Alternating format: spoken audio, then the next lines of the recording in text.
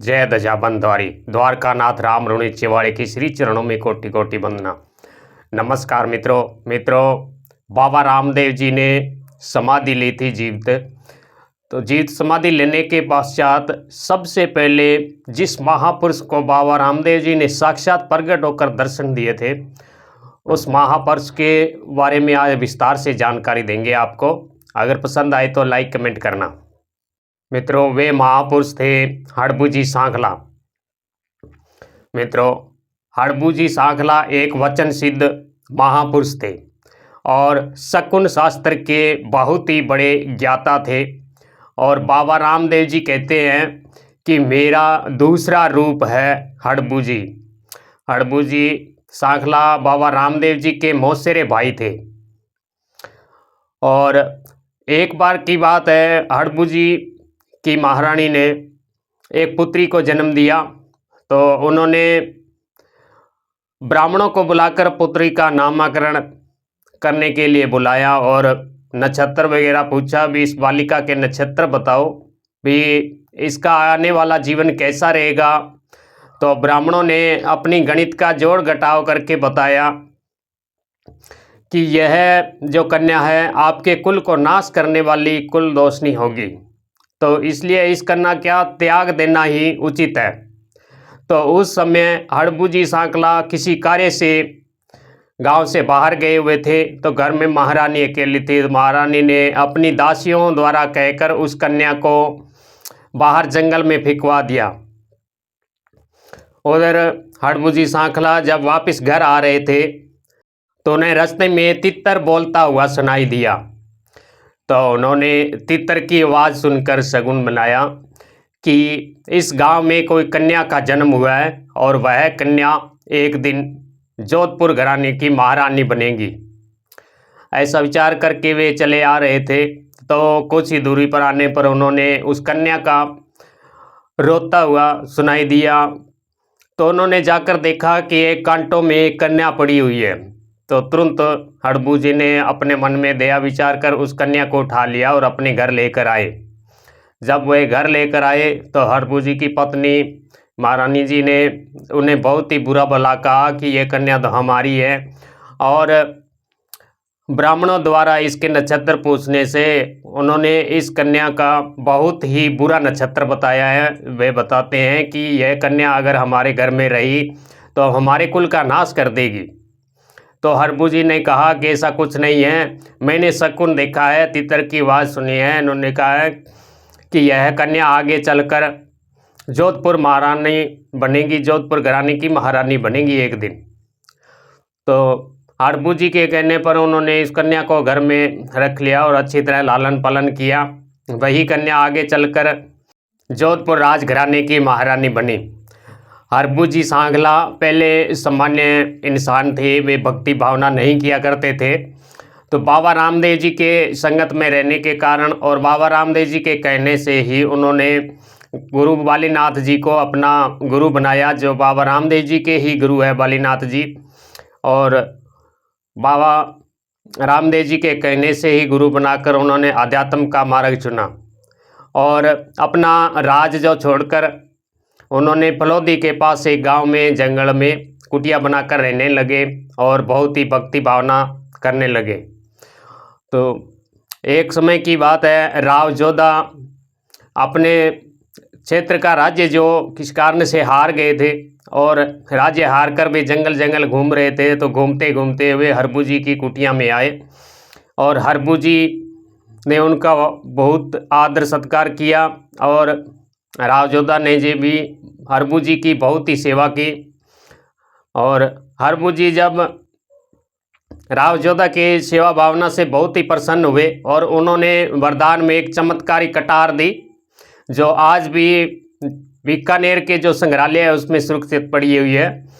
तो उन्होंने कहा, इस कटार को अपने साथ रखोगे तो मैं विजयश्री तुम्हारा वर्ण करेगी।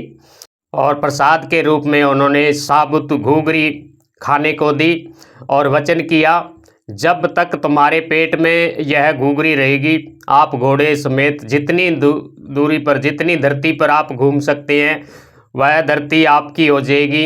और आपके आने वाले पीढ़ियों के राज रहेगा उस धरती पे। इस तरह हड़बू जी बहुत ही एक वचन सिद्ध महापुरुष थे। उनका कहा हुआ वचन कभी वे व्यर्थ नहीं जाता था। हड़बू जी सांगला थे जो गायों की बहुत ही ज़्यादा सेवा किया करते थे।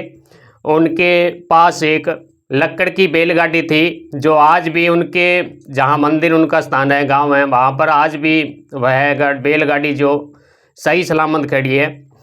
तो वे अपाहिज अपंग गायों के लिए जंगलों में जा जाकर हरी घास काट कर लेकर आते थे और अपाहिज गायों को खिलाया करते थे।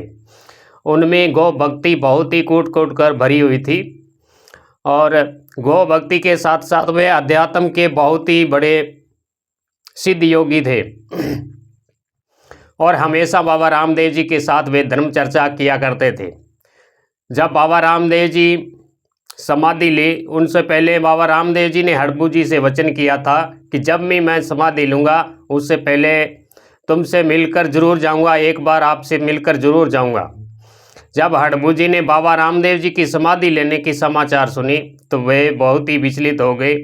उन्होंने मन ही मन विचार किया कि बाबा रामदेव जी ने मुझे वचन किया था कि जब भी मैं समाधि लूँगा तो आपसे मिलकर जाऊँगा। बाबा रामदेव जी का कभी भी वचन मिथ्या नहीं हो सकता। ये समाधि तो लोगों की फैलाई हुई अफवाह है। समाधि बाबा रामदेव जी मुझसे मिले बिना ले ही नहीं सकते।